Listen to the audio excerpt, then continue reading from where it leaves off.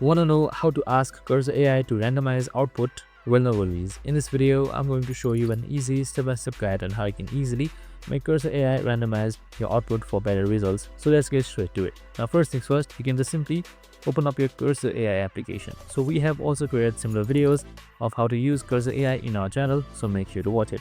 So now, once you're here, you need to select the entire code. So I have this C# code right here. Just simply select the entire code, or just simply select the output message. The choice is yours. So you can just simply select quick edit once that is done, and then just simply type in this pop.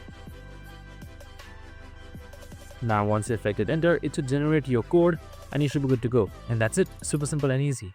I hope this video helped. If it did, make sure to like, subscribe, and tune in with us for more of these similar videos. Have a good day and see you in the next one.